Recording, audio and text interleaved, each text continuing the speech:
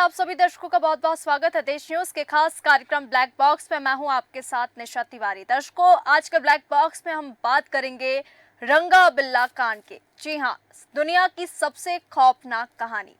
फांसी जैसा शब्द सुनते ही किसी भी शख्स को दिन में तारे तो दिखाई देने ही लगते हैं, क्योंकि लाइफ और मौत के बीच फासला डराने लगता है कि जब किसी को फांसी होती है ना, तो उसको पता है कि अब मेरे पास कुछ ही टाइम बचा है। ठीक वैसे ही कुछ साल पहले दिल्ली की तिहाड़ जेल में हुई 20वीं सदी के एक फांसी इतिहास के पन्नों में दर्ज हो गई, जबकि दोषी फांसी के बाद भी 2 घंटे तक जिंदा थे। उसकी सांसें चलती रही और दिल धड़कता रहा। जी हाँ, आपको बता दें, 31 जनवरी 1982 को गीता चोपड़ा दुष्कर्म और हत्याकांड में सुप्रीम कोर्ट से मौत की सजा पाए दोषियों रंगा उर्फ कुलजीत और बिल्ला, जिसका नाम था जसवीर सिंह, को तिहाड़ जेल में एक साथ फांसी के फंदे पर लटकाया गया था। हैरानी की बात यह है कि फांसी के 2 घंटे बाद जब नियमानुसार डॉक्टरों ने जांच की तो बिल्ला तो मर चुका था, लेकिन रंगा की जो नाड़ी थी वो चल रही थी। इस बात समेत कई चीजों का जिक्र दिल्ली के तिहाड़ जेल के पूर्व कानून अधिकारी बताते हैं और उन्होंने एक पुस्तक भी लिखी जिसका नाम था ब्लैक वारंट।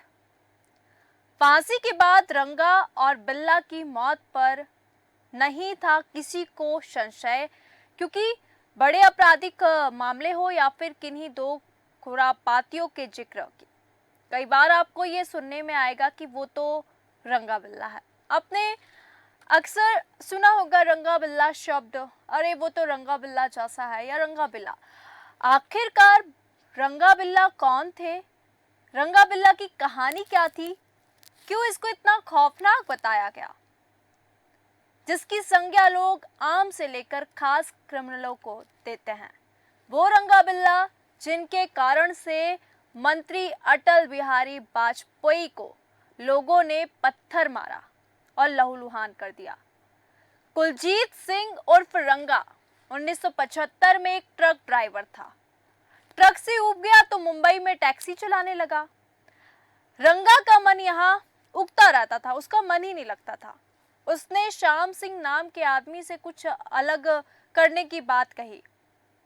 श्याम ने उसे जसवीर सिंह के नाम के आदमी के बारे में बताना शुरू कर दिया। उसे बताया कि 2 विदेशी नागरिकों की हत्या कर चुका है, बहुत पैसा कमाता है। रंगा ने कहा कि भाई मिलवाओ, जिसके बाद श्याम सिंह ने उसकी जसवीर सिंह उर्फ बिल्ला से मुलाकात करवा दी। रंगा बिल्ला की जोड़ी मतलब नाम से ही कितना स्पष्ट है, और हालांकि रंगा को फिर उस व्यक्ति ने बिल्ला से मिलवा ही दिया। यहाँ से शुरू होती है रंगा बिल्ला की जोड़ी की कहानी। शुरुआत में रंगा और बिल्ला मुंबई में कार चुराया करते और उसे बेच दिया करते थे। उसके बाद बच्चों की किडनैपिंग करते और फिरौती लेकर छोड़ देते। इस सब में बिल्ला एक बार पकड़ा गया। पुलिस ने उसे पकड़ा और थाने की जेल में डाल दिया, लेकिन कुछ दिन बाद ही बिल्ला जेल से भाग निकला। इसके बाद वो मुंबई छोड़कर दिल्ली और उसके आसपास के हिस्सों में अपराध करना शुरू कर दिया। 1978 के जून में रंगा बिल्ला ने अशोक शर्मा की कार अशोक के होटल के सामने से चोरी कर ली। इस गाड़ी के जरिए उन दोनों ने सबसे बड़े अपराध को अंजाम दिया। मदन मोहन चोपड़ा, जो एक नौसेना अधिकारी थे, धौलाकुआ की अफसर कॉलोनी में रहा करते थे। उनके 2 बच्चे थे, 16 वर्ष की गीता और 14 वर्ष का Sanjay Chopra. Geeta Chopra Jesus and Mary college में कॉमर्स की पढ़ाई करती थी, जबकि संजय मॉडर्न स्कूल में 10वीं में पढ़ाई करता था और बॉक्सिंग की प्रैक्टिस भी करता था। गीता को एक बार ऑल इंडिया रेडियो से एक ऑफर आया। उन्हें 26 अगस्त 1978 को बेस्ट इन सॉन्ग्स के एक हिंदी ग्रुप प्रोग्राम में हिस्सा लेना था, जिसे उसी रात 8 बजे ऑन एयर होना था। रेडियो प्रोग्राम में गीता नहीं आई तो डर गए माता पिता। वाकई में प्रोग्राम में गीता के साथ उसका भाई संजय भी जाने के लिए तैयार हो गया। दोनों घर से निकले। कॉलोनी के ही एक व्यक्ति ने उन्हें लिफ्ट दी और गोल्ड डाक खाना छोड़ दिया। इस जगह से आकाशवाणी केंद्र थोड़ी ही दूरी पर था। गीता और संजय टैक्सी के इंतजार में सड़क के किनारे खड़े थे। तभी रंगा बिल्ला पीले रंग की फिएट कार लेकर पहुंचे और लिफ्ट देने के बहाने दोनों को बैठा लिया। घर में बैठी मां रोमा चोपड़ा ने 8 बजे रेडियो खोला तो वहां गीता को छोड़कर सभी की आवाज सुनाई दे रही थी। उन्हें लगा कि शायद प्रोग्राम कैंसिल हो गया। उधर रंगा बिल्ला की नजर आपस में मिली और आंखों आंखों में ही इशारा हो गया, जिसके बाद गाड़ी आकाशवाणी के बजाय दूसरे रास्ते में मुड़ गई। जिसके बाद गीता ने कहा कि आप हमें कहां लेकर जा रहे हैं? आकाशवाणी तो दूसरे रास्ते पर है। जिस पर दोनों ने उसे कोई जवाब नहीं दिया। गीता और संजय समझ गए कि हम फंस चुके हैं। उन्होंने गाड़ी को रुकवाने की बहुत कोशिश की। बिल्ला ने धारदार हथियार से संजय के कंधे और हाथ पर हमला कर दिया। भीड़ वाले इलाके में रुकी गाड़ी तो संजय चिल्लाने लगा। संजय चोपड़ा की शर्ट खून से सन चुकी थी। गीता गाड़ी चला रहे रंगा के बाल पकड़कर खींचने लगी। रंगा हाथ छुड़ाने की कोशिश कर रहा था।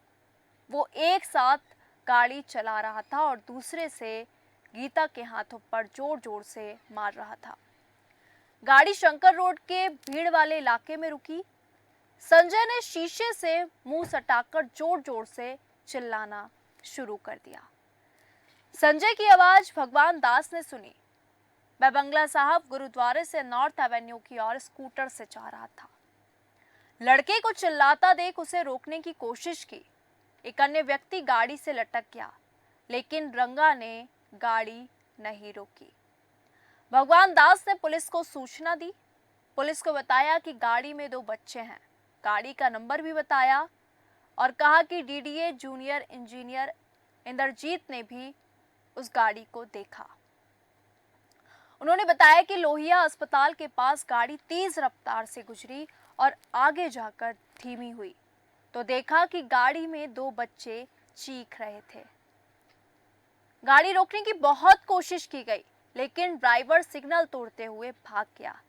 उन्होंने गाड़ी का नंबर बताया। पहले संजय की जान ली, फिर गीता का दुष्कर्म किया। रंगा बिल्ला गाड़ी भगाते हुए रिज इलाके में पहुंचे। यहाँ गाड़ी रोककर पहले उन्होंने संजय को मारा और उसको मौत के घाट उतार दिया। इसके बाद गीता के साथ दुष्कर्म किया। दुष्कर्म के बाद रंगा गीता को उसके भाई की लाश की तरफ ले जा रहा था। तभी पीछे से बिल्ला ने तलवार निकाली और गीता की गर्दन पर मार दी, जिससे गीता की मौके पर ही मौत हो गई। इसके बाद उसकी लाश को उठाया और सड़क किनारे फेंक कर भाग निकले। 30 गाड़ियों से 140 पुलिस वालों ने तलाश की। 9 बजे पिता आकाशवाणी के कार्यालय पहुंचे। अंदर गए तो पता चला गीता और संजय तो यहां पहुंचे ही नहीं।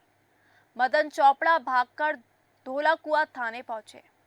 पुलिस से शिकायत की, लेकिन पुलिस के पास पहले ही 2 बच्चों के अगवा होने की शिकायत पहुंच चुकी थी। उस वक्त के एसएचओ गंगा स्वरूप ने कोई कार्रवाई नहीं की। चोपड़ा से थाने के ही हरभंजन सिंह ने कह दिया कि यह मामला हमारे थाने के अंतर्गत नहीं आता है, बल्कि मंदिर मार्ग पुलिस स्टेशन में आता है, इसलिए शिकायत वहां पर करें। चोपड़ा के ही समर्थन में नौसेना के कई और अधिकारी थाने पहुंचे। पुलिस ने अगवा करने का मामला दर्ज किया और तलाश शुरू कर दी। करीब 140 पुलिस वाले 30 अलग अलग गाड़ियों से दिल्ली के हिस्सों में बच्चे की खोज कर रहे थे। कहीं सुराग नहीं लगा तो पुलिस ने जंगलों में जांच शुरू की। पूरा दिन पानी बरसा, इसलिए पुलिस का अंधेरे में चलना मुश्किल हो रहा था। पुलिस नहीं खोज पाई। हरियाणा पुलिस ने उस गाड़ी को खोज लिया। 27 अगस्त को हरियाणा और यूपी पुलिस ने भी जांच शुरू कर दी।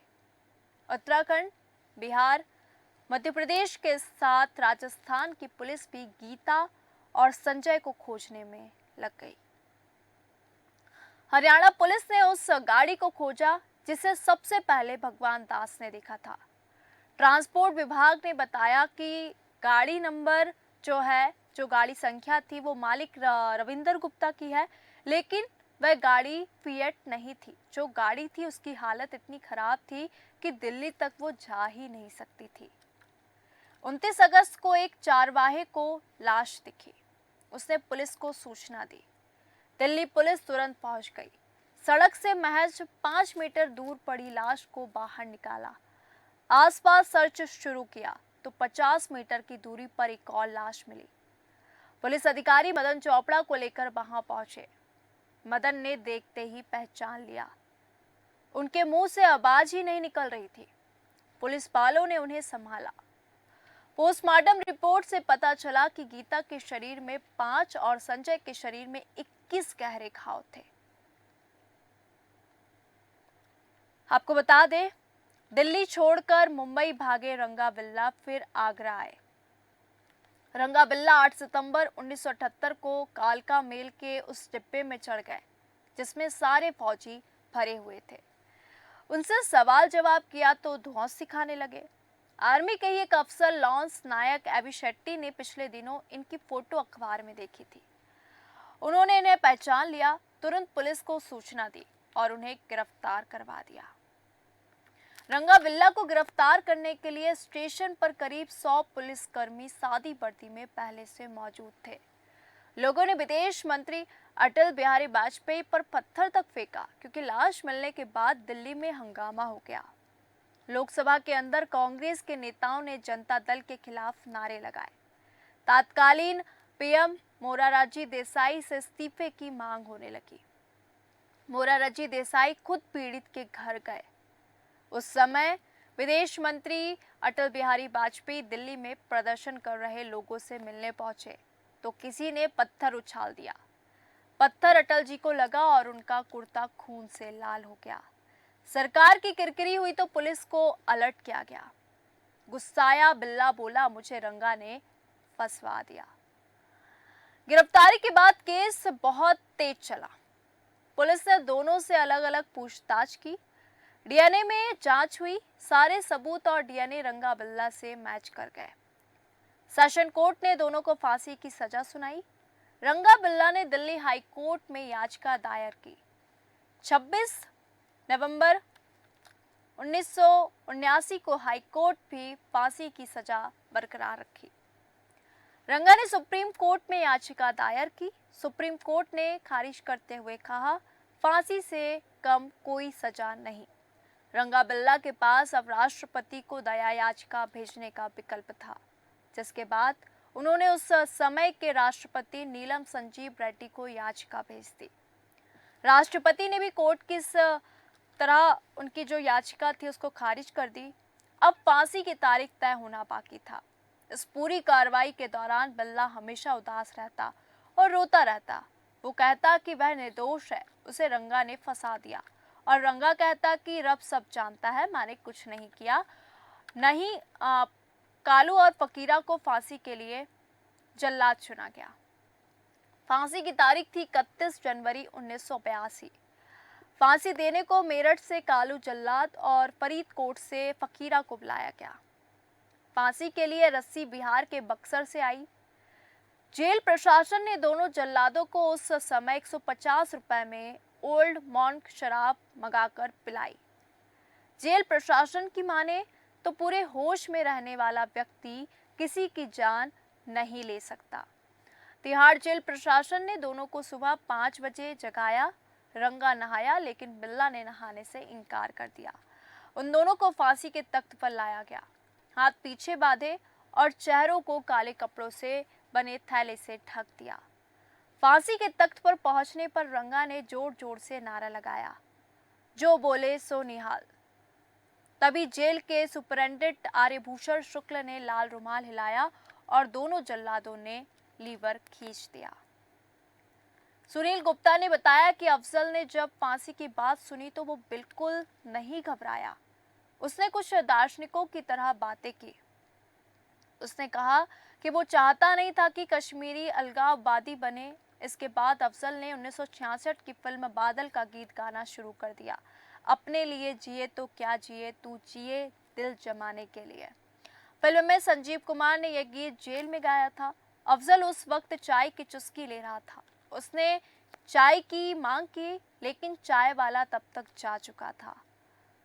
फांसी के 49 घंटे बाद अफजल का पत्र उसके परिवार के पास पहुंच गया।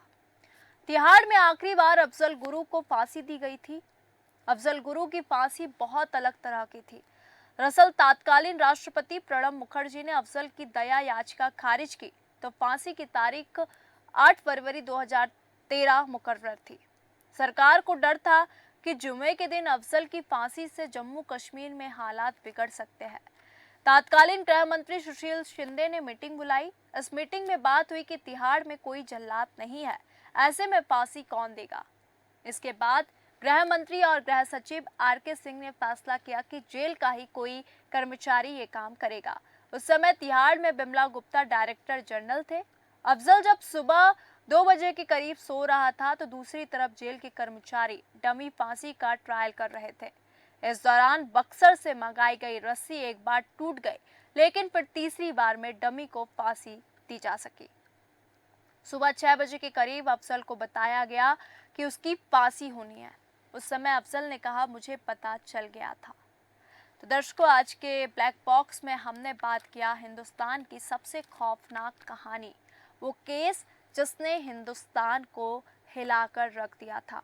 खूंखार रंगा बिल्ला की पूरी कहानी क्या थी, जिनका नाम सुनकर टेंशन में आ गए थे प्रधानमंत्री, जिनके जुर्म ने 1978 में देश को दहला दिया था। रंगा बिल्ला का वो क्राइम जिसे सुनकर आपकी भी रूह कांप जाएगी। आखिरकार कैसे खूंखार रंगा बिल्ला को दी गई थी फांसी। फांसी के बाद भी 2 घंटे तक जिंदा था रंगा। फांसी के वक्त भी जोश दिखाई दे रहा था। रंगा बिल्ला कांड क्या था, आज के ब्लैक बॉक्स में हमने आपके साथ साझा किया। तो दर्शकों, आज के खास कार्यक्रम ब्लैक बॉक्स में फिलहाल इतना ही। मुझे दीजिए इजाजत। नमस्कार।